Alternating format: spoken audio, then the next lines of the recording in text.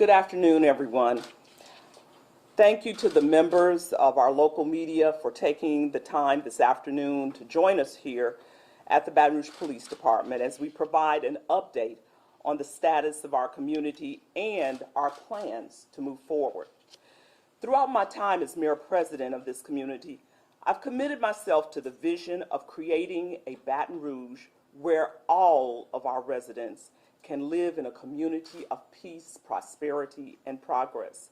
It goes without saying that these ideals are rooted in public safety.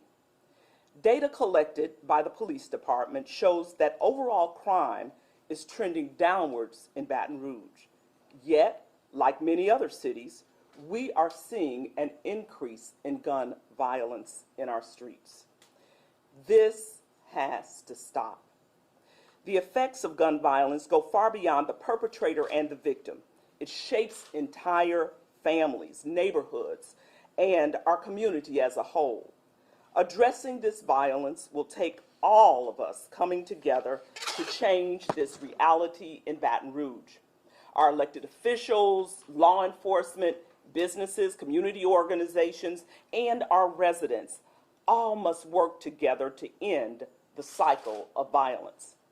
Now, in just a few minutes, you will hear from Chief Paul about what our Baton Rouge Police Department is doing to combat crime in our city. But first, I want to share with you what my administration is doing to aid these efforts and address public safety. My office just allocated $14 million of American Rescue Plan money to aid in our ongoing work to address crime.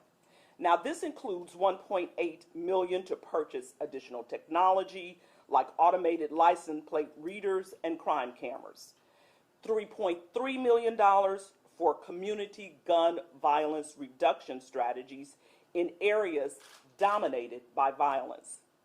We're working with the DA's office to provide resources for young offenders who are at risk of either committing a gun violence offense or being victimized and intervening with gunshot victims in an effort to disrupt the further cycles of violence.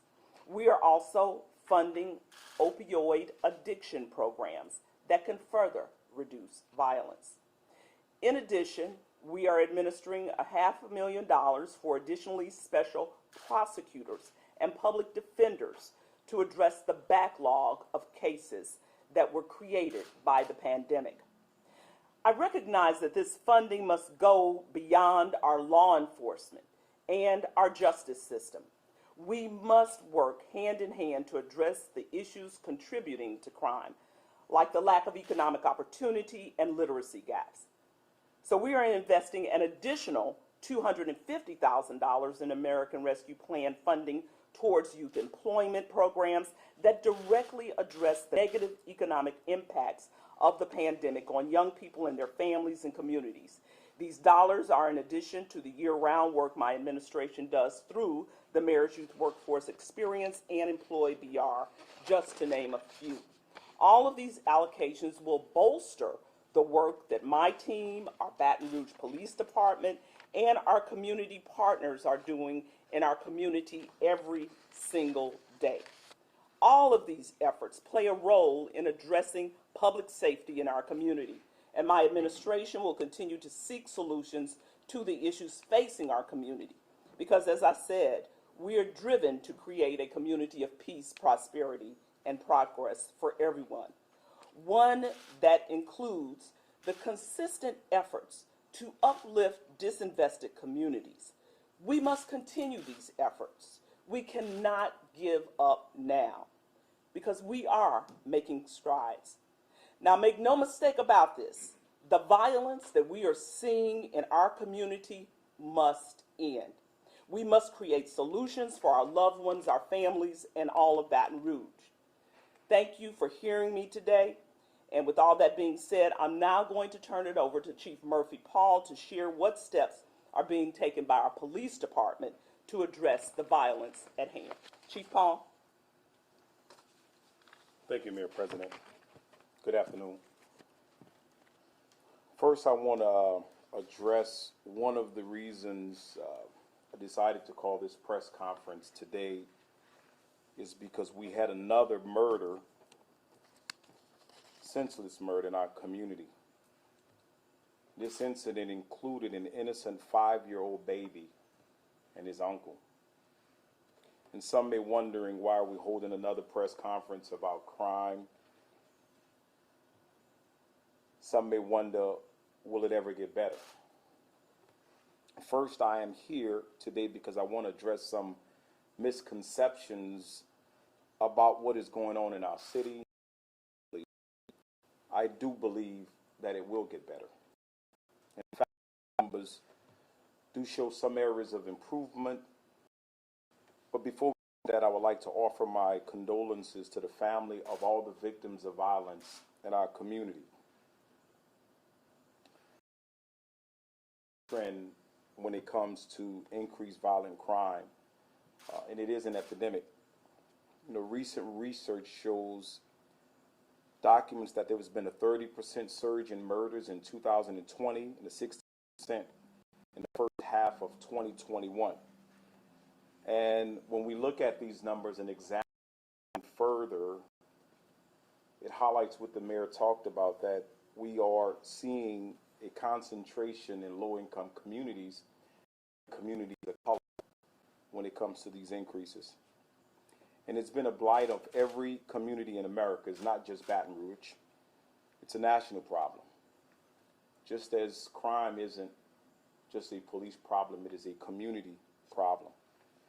I stand here before you to let you know that our police officers are working day and night to keep our streets safe, and more specifically to bring justice those individuals who create violence.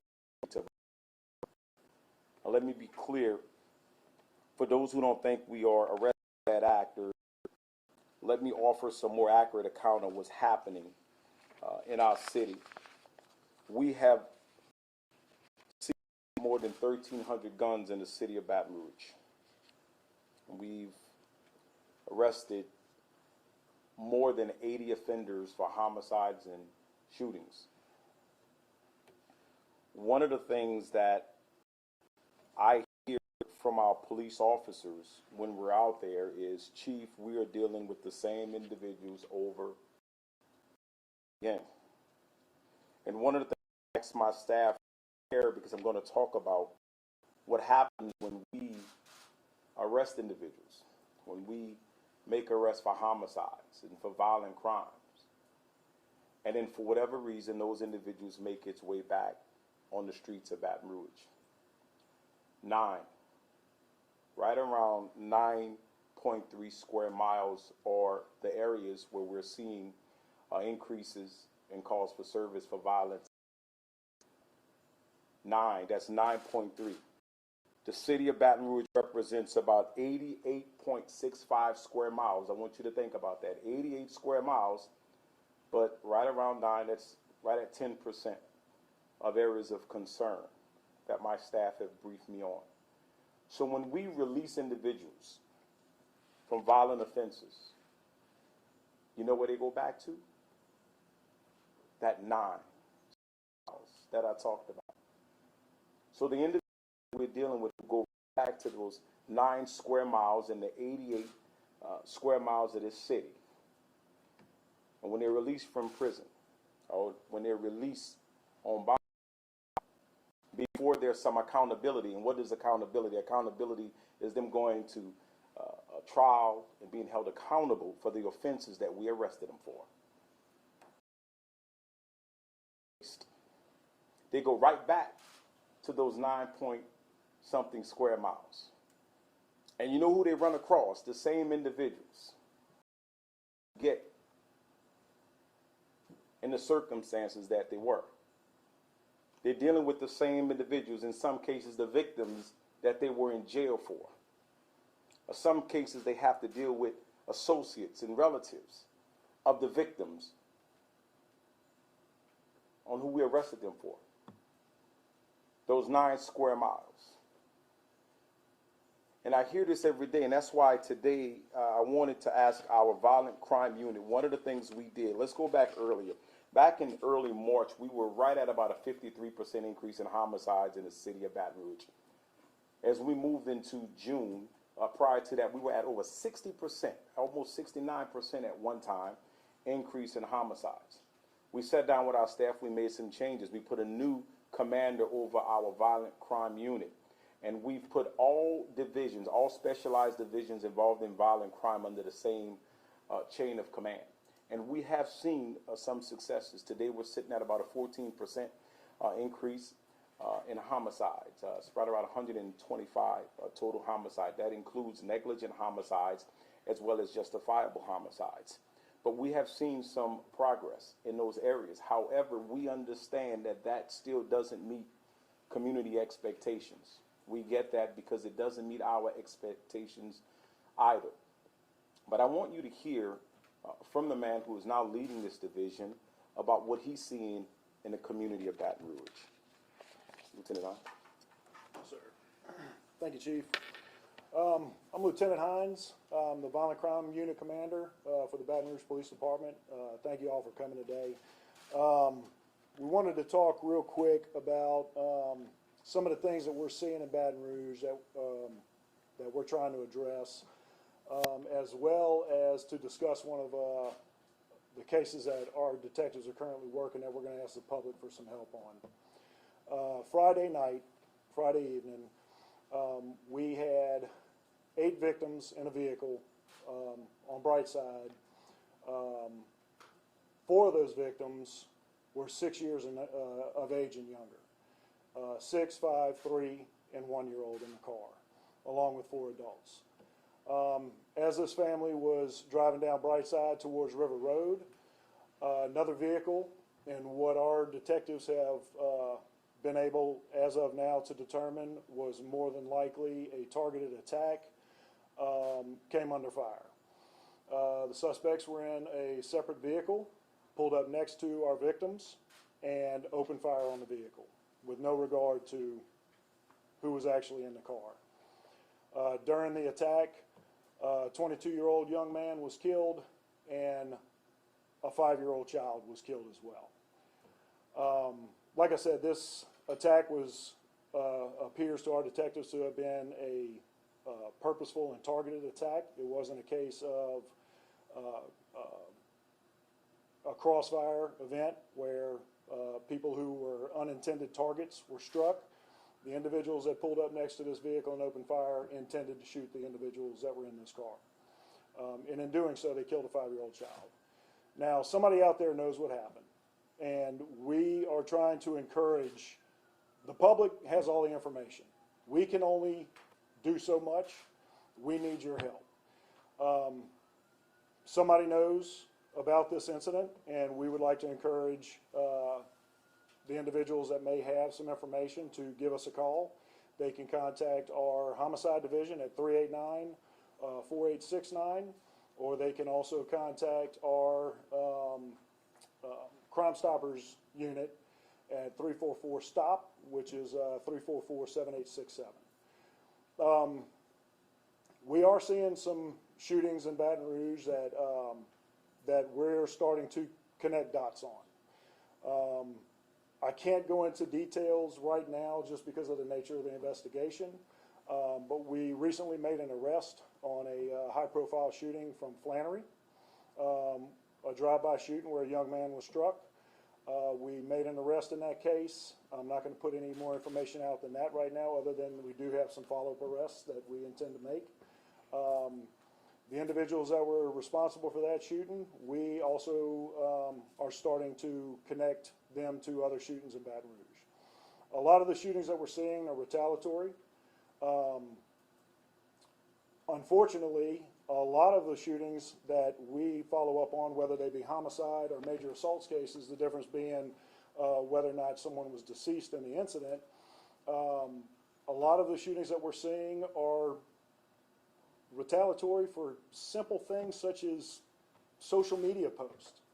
And we really feel that families, friends, counselors, that people know that these shootings are coming before they happen, that they know there's a problem. and that there's an incident that could take place.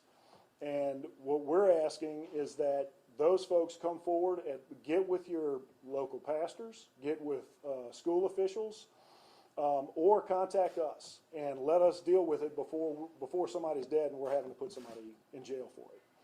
I believe that's all I have. So, okay, thank you. And I think to highlight what the lieutenant is talking about is we believe that there are opportunities for intervention and prevention. And those individuals who are most likely to run across that information is persons in that individual's inner circle who he or she is associated with. There is no singular solution to violent crime. It's a complex issue. I've said that before. Prevention, intervention, and enforcement requires a holistic community response. And yes, enforcement is part of that.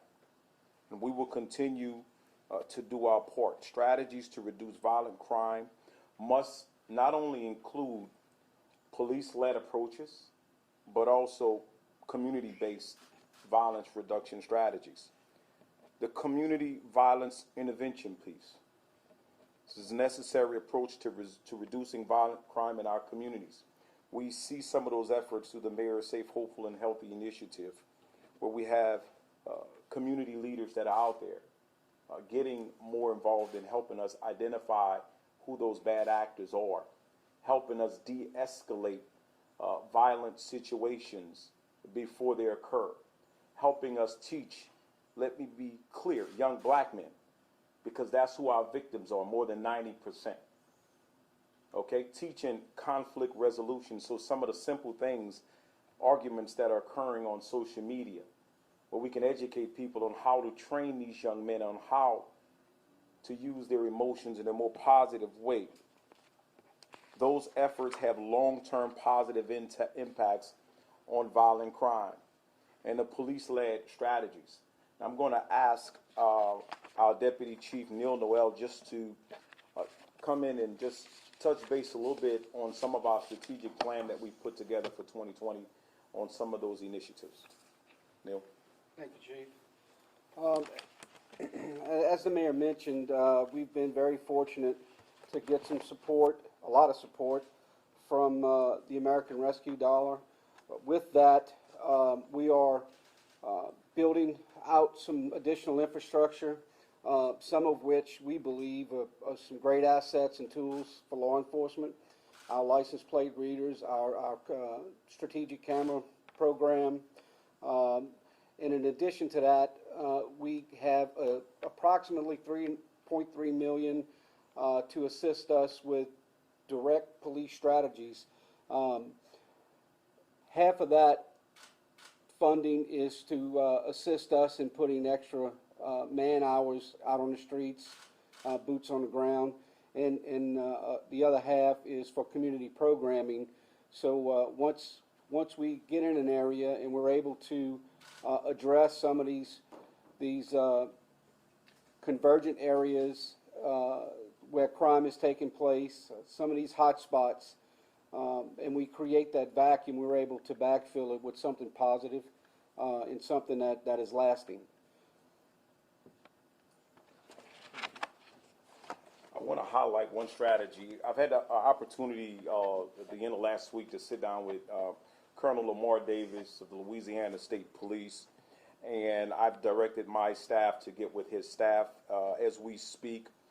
Plans are being made for an end-of-the-year operations. We've identified what we call areas of concern, micro areas within our city where crime has been persistent over the years. We're going to be receiving support from the Louisiana State Police in an operation that we will announce once that operational plan has concluded, which will also include a partnership with our federal partners. We've directed our staff to not only have a plan for the end of this year, Christmas and the holidays, but also to include those efforts into our plans for next year, going into January, until we can get our boots on the ground to the level that it needs to be. We have 26 new trainees that are currently in our police academy. We're looking forward for them to graduate, so please lift them up in prayer. We want every single one to graduate. We have 5 police officers who are going through our post academy. These are police officers from other agencies who wanted to become part of the team here, and they're going through training. And we have one officer who resigned and decided to come back, and we welcome him back as well.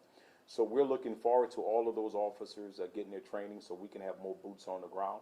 We're sitting on around 85 vacancies right now, and we're going to do a better job. We are working with our faith-based partners as well as other community partners, and we're looking forward to having one of the largest June Academy classes that we've ever had. At this point, we'll take any questions that you may have. Yes, ma'am. There were 8 people in the car. That is correct. Was that in the Honda Accord? That was. Okay. That was.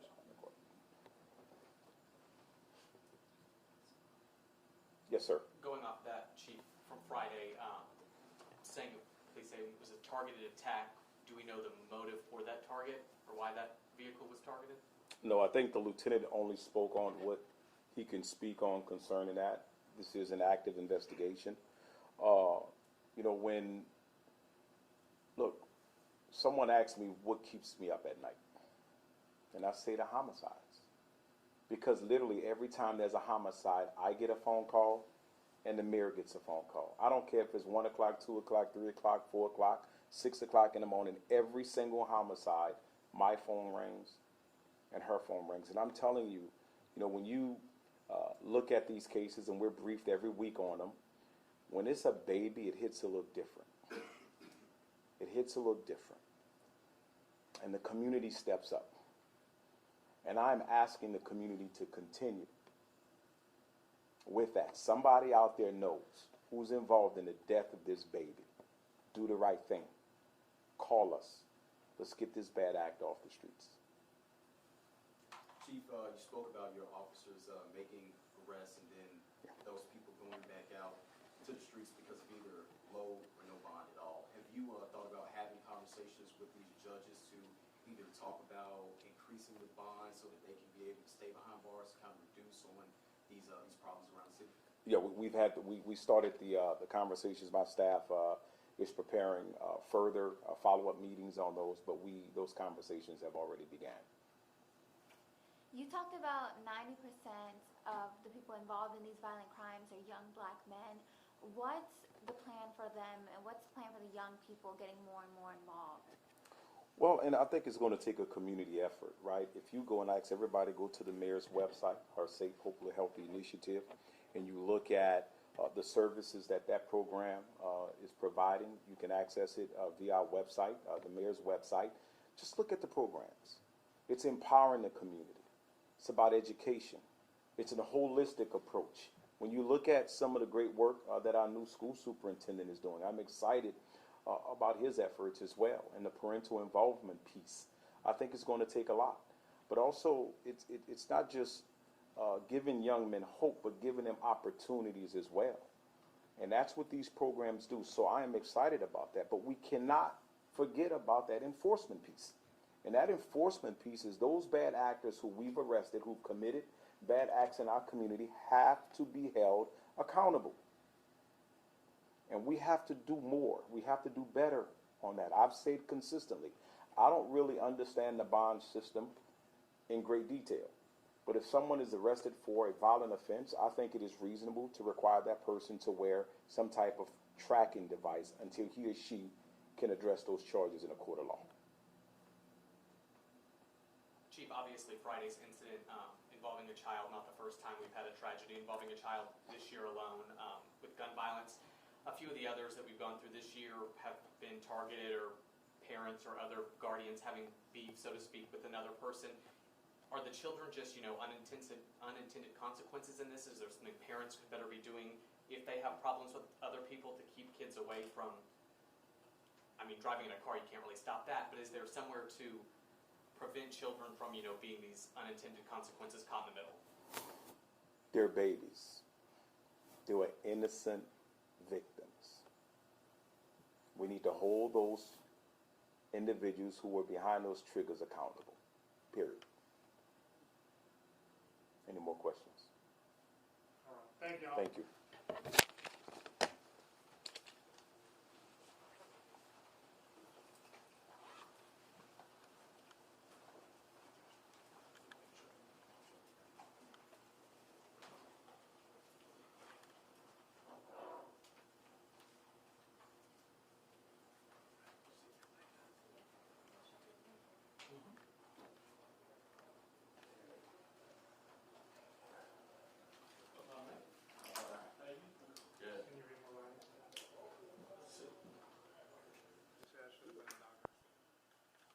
Everybody's good.